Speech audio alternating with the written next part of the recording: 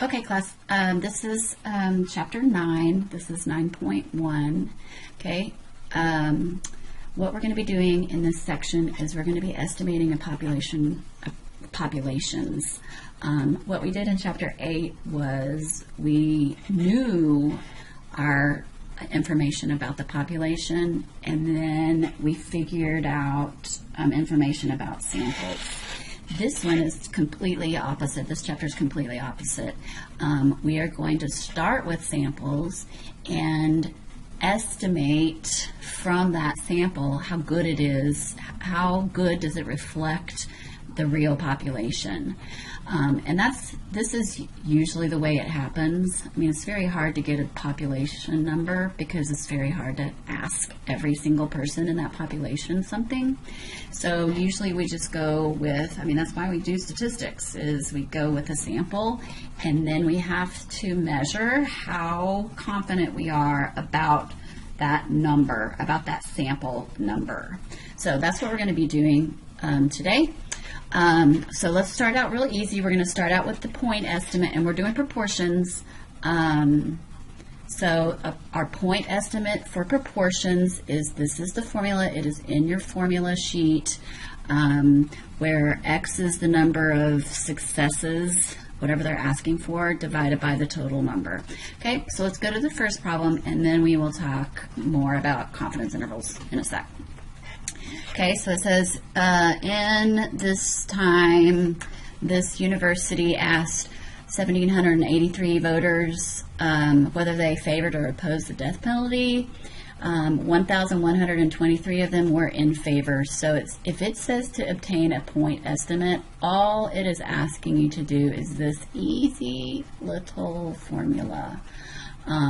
So 1,123 were in favor, so that's our success is in favor, out of the 1,783 total people that were asked. And when you do that, you're going to get 0.63. So about 63% of this sample were in favor. So here's the question. How good is this? How good did we, how close did we get to the real population number? Well, we don't know, because we don't know the population number, but we can make a confidence interval and say, okay, we are 95% sure that our population is somewhere close to 0.63, or we are 90% sure that it's somewhere close to 63. Okay, so what that somewhere close part is the buffer zone. So, for instance, let's just read this problem down here, and I'll show you what this all means. In a random sample of registered voters, 53% favored this one candidate with a margin of error, with a buffer zone of 3%. So what that means is 53% plus or minus 3%, which is, if you 0.53 plus 0.03 gives you this number, and 0.53 minus 0.03 gives you this number. So this middle one is the way that you're always going to see me writing it. I don't like to write it that way just because it's too much. I also don't like to write it this way just because I like to see the actual boundary numbers. Okay, so what this means is we are confident. So this is what we got for our sample. We got 0.53, but we're pretty confident that the real proportion for the population is going to fall somewhere in here. It might not be exactly what our sample said it was, 0.53, but we have a little bit of a buffer zone. Okay, so that's what confidence interval means. Okay, here's the deal. How do you get this part of it? Because that's the plus or minus part. Okay, so let's go to the next page. First of all, you're going to hear confidence interval a lot. It depends on your type 1 error. Don't really have to know any of this, but if you are 95% confident, what that means is, that means the middle 95%. So our little buffer zone is going to be, we have a plus or minus side. So when you see confidence, it's going to mean the middle 95%. Okay, so let's go down to this next one. Okay, since we are dealing with proportions, remember from last chapter, this is what we, sorry, that's my phone. Sorry about that. This is the information that we need when we're doing proportions. First of all, we need to see if it's normal. Remember, this is the test for if you're doing a proportion, and P1 minus P has to be bigger than or equal to 10. And then the sampling distribution is the mean of all those little samples. This is exactly what we did in chapter 8. And then the standard deviation is that same formula from last time. Okay, so those are going to show up when we do our confidence interval. So here is what a confidence interval looks like. It is whatever the sample is that we obtained plus or minus this. This is our little plus or minus part. This is our little margin of error. In that other problem, this is the 0.03 part. So this is what the last little problem looked like. 53% plus or minus 3%. Okay, so this whole thing right here is your buffer zone. All right, so let's go to the next page. So what this means is if you have a confidence level of 95%, like I said on the last page, it means that it's the middle 95%. Well, on a normal curve, if you're chopping out the middle 95%, that means you've got 5% left over. Okay, so where does the leftover go? Well, since this is in the middle, the leftover has to be split into two parts.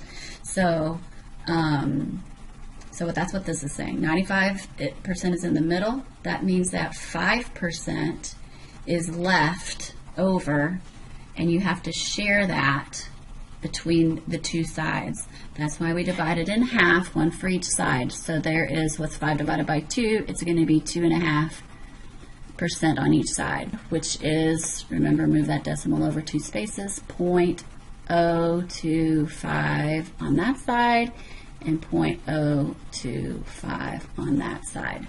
So that's what it's sort of going to look like right there, and that's why they're cutting it in half. I don't really care about this terminology at all, but if it says 95%, I draw my picture. So just draw the middle, 95%. What's left over is 5%, and you have to share that. So it's going to be 2.5% here, 2.5% here. So what are the z-scores that give you that? Well, you can either, because remember how to get a z-score, you have to see if you're given a probability. Remember, if you're given a probability, then you can always get that z-score. Okay? Probability is reading inside your z-chart and looking on the outside of your z-chart to find your z-score.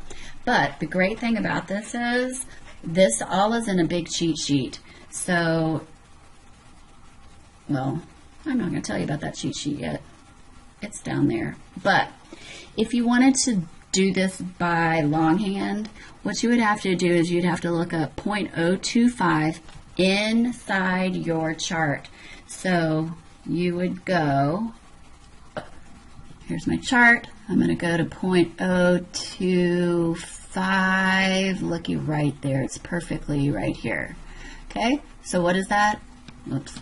It's at negative 1.96. So this one would be negative 1.96. You can try to find this one over here, but remember, if you're going to use the chart, you have to remember the probability is all the section all the way to the left of this block or this boundary line. So you would have to add a 0.95 and 0.025 and then look inside the chart and see what the z-score is that corresponds to that. But I can also tell you there's a huge shortcut. If this one is negative 1.96, this whole thing is symmetrical. So if this is cutting off 2.5% over here, the same exact number is going to cut off 2.5% over here. It's just going to be positive.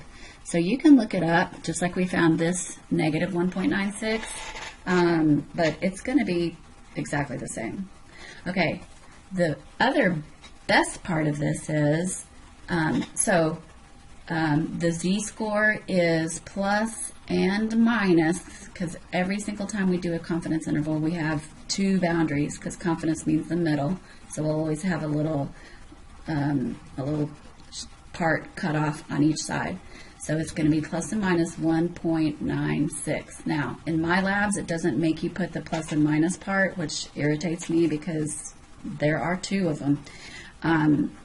So if you just put 1.96, it'll give it to you, which is actually half of the answer, but they let you do it.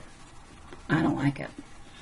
Anyways, so here's the other best part of this is there's a cheat sheet on this, and it's at the bottom of your z-chart. So if you go all the way down to the bottom, do you see over here it says confidence intervals? Well, guess what? If you have a 95% confidence interval, it gives you your z value right there. You don't have to do, you don't have to do anything. You just look down here. So a 95% confidence interval means plus or minus 1.96. So you'll use this a ton. And also notice, these are the most common levels of confidence that they use. If you are given like an 80% confidence interval, which is not here, then you would have to know how to use to get that z-score from the chart. So if you need help doing that, and if you, I don't know if you have any problems like that, but if you need help doing that, just let me know and I'll put a video out on it. Okay, so back to this. So it says, from our sample, we are 95% sure that the population proportion will fall in between negative 1.96 standard deviations and positive 1.96 standard deviations from the sample. Because that's what a z-score is just however many standard deviations something is away from that middle. Okay, so here is the cheat sheet that we just saw. It gives you the major ones. And so let's go to the next problem. Okay, so this one we're going to do everything. So it says, in a survey conducted by this blah, blah, blah, 800 randomly selected teenagers were asked if they ever use their cell phone while texting while driving. Of the 800, 272 said that they do. Okay, so first of all, lots of people ask, what is this dealing with? Is this dealing with a mean or a proportion? Well, you can't get a mean out of this stuff, but you can get a proportion. 272 out of the 800, so we're dealing with proportions. So the first thing we need to do is find our proportion for this sample, which is called the point estimate. And so all that means is 272 said yes out of the 800. Okay, I have this somewhere. Here it is. Okay, so what I get here is 0.34. So 34% of these teenagers have admitted to texting and driving. Okay, it says construct a 90% confidence interval. Remember, confidence interval is always in the middle. So I always like to draw my picture. So if there is 90% in the middle, How much do we have left over for the little tails? Well, we have, if 90% is in the middle, then we've got 10% left over, which means we have to split that. So this is going to be 5% over here, 5% over here. Okay, so remember, I don't really care about any of this. What's the z-scores that represent cutting off 5% in the tails? Well, go to your cheat sheet. Let me go there. So we have a 90% confidence interval, so 1.645 is our boundary lines, or z-scores. So it's plus and minus 1.645. Okay, so this one would be negative 1.645 and positive 1.645. Okay, so now it says to construct that confidence interval. Okay, well, if it says anything about confidence interval, I am running to my formula sheet. If you go back up into chapter 9, or just go find where it says confidence intervals. Here it is, chapter 9, confidence intervals. Here is the formula right here, since we're dealing with proportions. Next section, we're going to be dealing with means. So this one is the one that deals with means. But this is our confidence interval for a proportion. So let's go back and write that down. And that's what this formula is. It's on your formula sheet. I wanted to show you where it was on the formula sheet. So it is going to be p hat plus or minus the z that we just got right there. Notice it already has the plus minus part in it. Square root of p hat 1 minus p hat over n. Okay, so all we have to do is plug in. So we got our sample p was 0.34 plus or minus 1.645. Big square root 0.34, 1 minus 0.34, all over, I can't remember, 800. Okay, so that is going to be 0.34 plus or minus. When you do this whole entire side, so do the square root first, 0.34, 1 minus 0.34 divided by 800, take that square root, and then multiply it by 1.645. I got 0.0276-ish. So what's our confidence interval? All you have to do is do 0.34 plus that 0.0276. That's going to give you 0.368 on the top side, and then you have to do 0.34 minus 0.0276, which is going to give you 0.312. Okay, so now let's talk through what this means. Okay, so it says construct a 90% confidence interval for the proportion of these teenagers who text while driving. So from our sample, we got 34%, but we need to add a little buffer zone. This is all the buffer zone because, you know, if you take another sample, it might be a little bit different, but we're 90% confident that the real population proportion is somewhere in between these two guys. It might not be exactly 34% like our sample was, but we're pretty confident, we're 90% confident that it's going to fall between 31 and about 37 if you rounded that.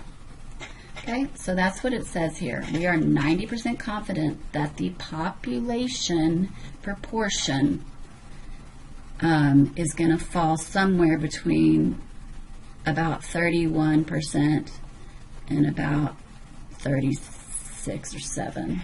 Oops, that's supposed to be an 8.368.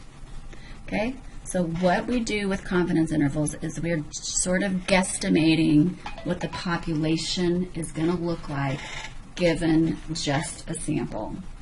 So there you go. Okay, so now we're going to do the exact same problem again. It's exactly the same, except for we have a different confidence interval level. So we're going to go through the whole thing again, just good practice. This was 800 16-year-olds, 16, 17-year-olds, if they ever texted while driving. 272 said yes. Okay, so construct a 98% confidence interval. Okay, first of all, the first thing that I usually do is, if it says confidence interval, I'm going to go to my formula sheet and see what I need. That is how I sort of drive through these problems. That's how I sort of start. So if you click on, if you go over to your formula sheet, here's what we're looking for. We are doing proportions. This is the formula. So usually I just look through that formula and see what I need. Well, I need a z-score. I need a p-hat. And I think I have everything else. So that's sort of what drives my, what gets me started. So really the first thing I'm going to probably do is come down here and write my formula, plus or minus the z that we'll find, big huge square root, p hat, 1 minus p hat over n. Okay, so I can find all those pieces. Before I actually do that, I like to draw my picture. So here's going to be my 98, remember it's always in the middle, percent confidence interval. And if I have 98 here, that means I've got 2% left over, which means I got to share that. So 0.01 over there, 0.01 over here.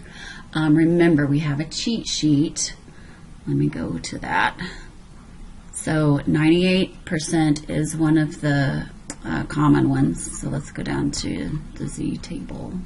There it is. Okay, so 98% is 2.33. So this is going to be negative 2.33, and this is going to be positive 2.33.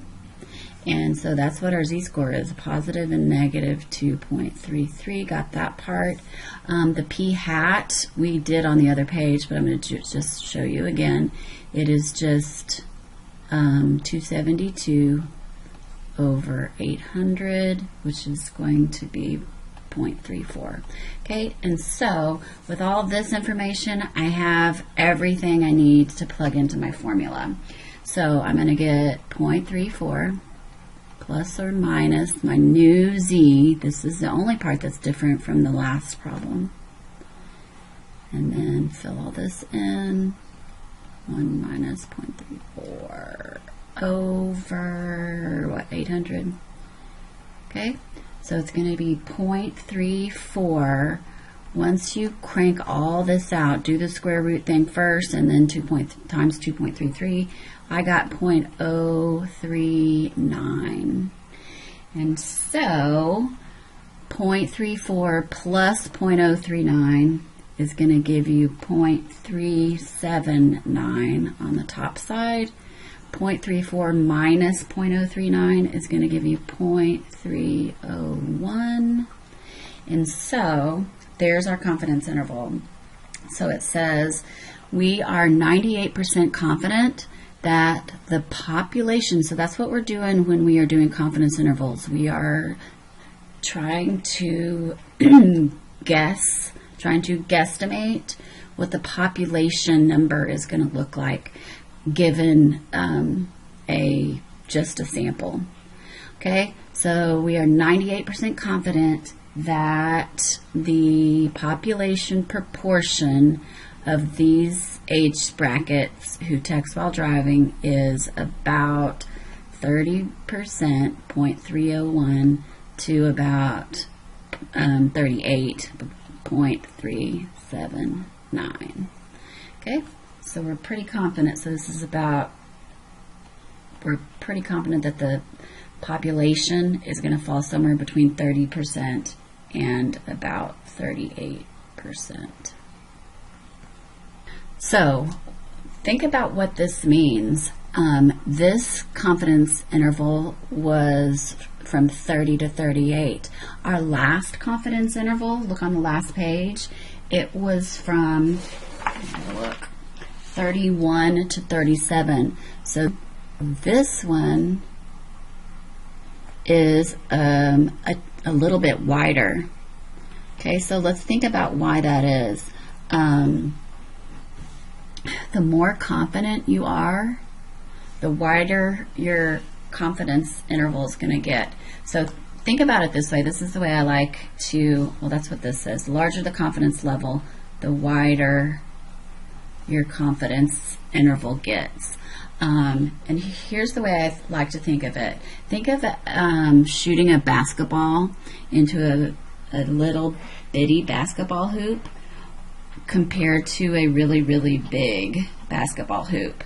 Okay, so are you going to be more confident? Which one are you going to be more confident in? Are you going to be more confident in the wider one or the skinnier one?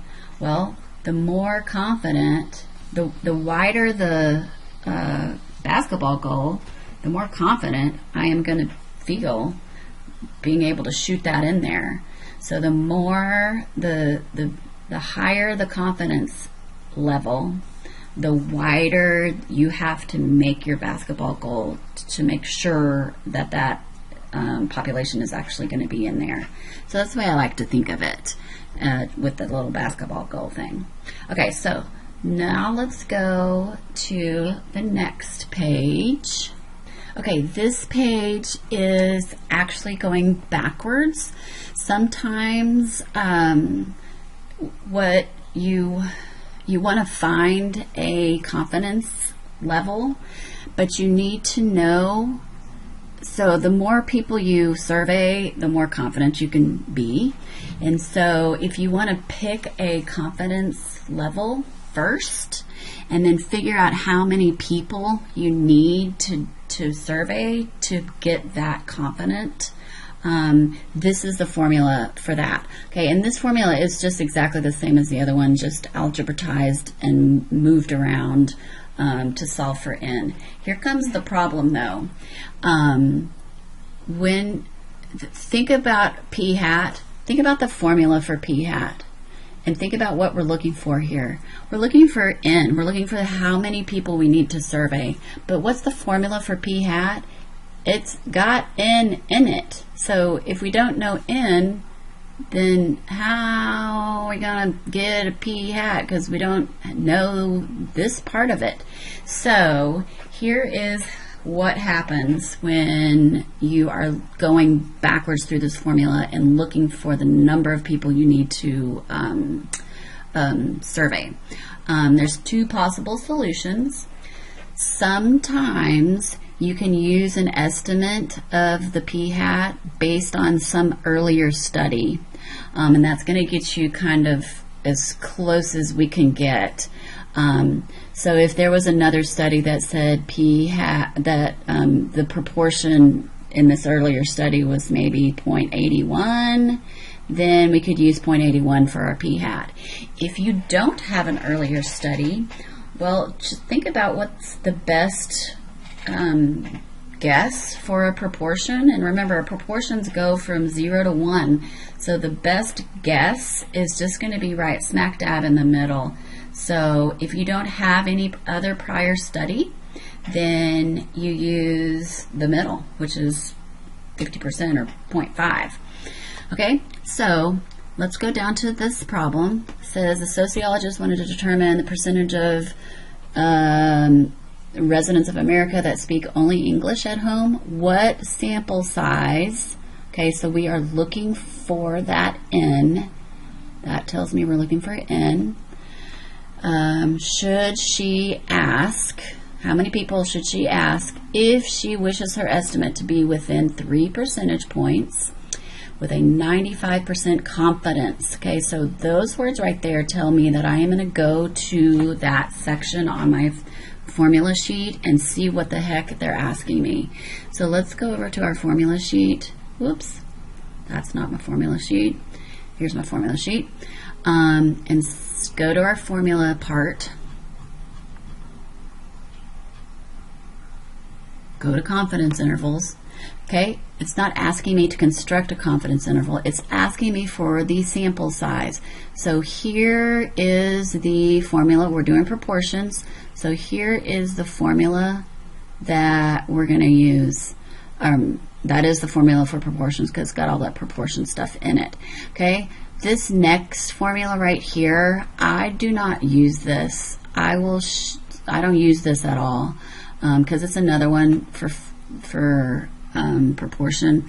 But like I have said many times, your formula sheet gives you entirely too many formulas, I think, and people get all confused.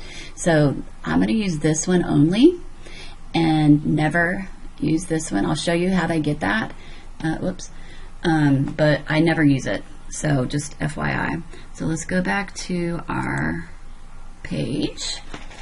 Okay, so we're looking for sample size. That means go to my formula sheet. There's the formula right off my formula sheet. So I'm going to just copy it down here, and then I'm going to see what we have to get. P hat, 1 minus P hat, Z, E, all of that squared. Okay, so I need a P hat. Okay, well, there comes the problem. P hat, the formula for P hat has an N in it, which we don't have, so we either have to have an earlier estimate, or we have to have, or we just use 0.5. Okay, so she is using a 2000 estimate that is saying 82.4% speak only English at home. So that's what we get to use for our P hat. So it's 0.824, 1 minus 0.824. Okay, I gotta find a Z now. Well, how do you get a Z? I like to draw a picture, but the Z at 95% confidence is straight off of our formula sheet, straight off of our Z chart, little thing down here. What is it? 95%. Okay, so 95% is 1.96. It's right there. Okay. So 1.96. And then what is this E? Remember what the E is? It is the margin of error. It is the little buffer zone. So within 3 percentage points is our little buffer. So plus or minus 3, which is the margin of error. So this is my margin of error. It is in a percent, so you need to put it in decimal form always when we put it in a formula, and then square that. Okay, so crank that whole thing out. We are going to get 619.026. That is going to round, strangely, to 620, and I will explain why. But if you're talking about people and you need just a little bit more than 619 people, 619.026, well, you can't get just a little bit more of a person, so you have to get that whole person. So anytime you're dealing with people, you need to round up. So what this means is this person needs to survey 620 households in order to be 95% confident, plus or minus 3 percentage points, that her sample will reflect the true population within 3 percentage points. Okay? All right, one more. It's the same problem, except for we do not have a prior estimate or prior study. So what do we pick is we pick 0.5, and I explained it on the other page, but proportions go from 0 to 1, and so if you have no clue what to pick, then you just need to really pick the middle. Pick the dead middle between 0 and 1, because proportions go from 0 to 1 and 0.5 is the middle. Okay, so that's the reason why. Be over there. All right, so here we go. Same exact problem. Sociologist wants to determine how many households speak only English. What sample size should she get to be within 3 percentage points? Exact same thing. 95% confidence. No preliminary estimate is known. So I still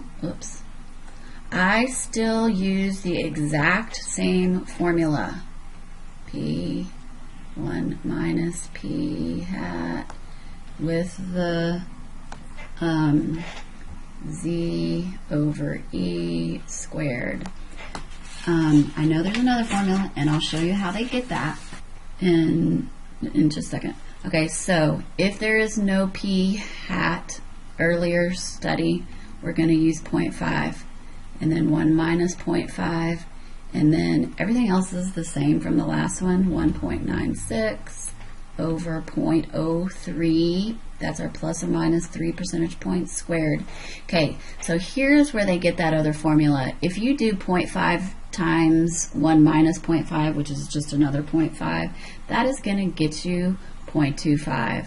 And so that's where they're getting that other formula. They're just sort of helping you out, but I don't think it's help, because a lot of people don't know when to use which one.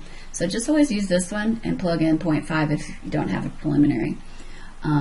So what's that going to give you is 1067.11. Same thing happens here. This is the number of people, or the number of households you have to survey. So if you have to survey 1067 and a little bit more than that, then you have to survey 1068. You always round up when we're doing these guys. Okay? And if you don't round up, you're going to miss it on my labs. So, okay, so let's go back and look between and that's what this says.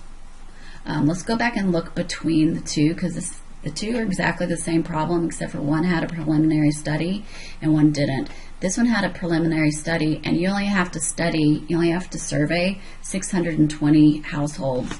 When you don't have a prior study, look how many more you have to survey to get that same confidence. Well, remember, surveying costs money. It takes a lot of time, and so it's so much better if you have a prior study, because it cuts your cost tremendously.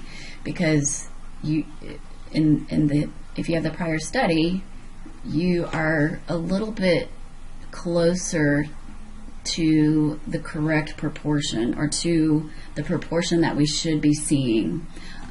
If you don't have any other prior study, then you're just blindly picking something. Okay, so anyways, that's it. See ya.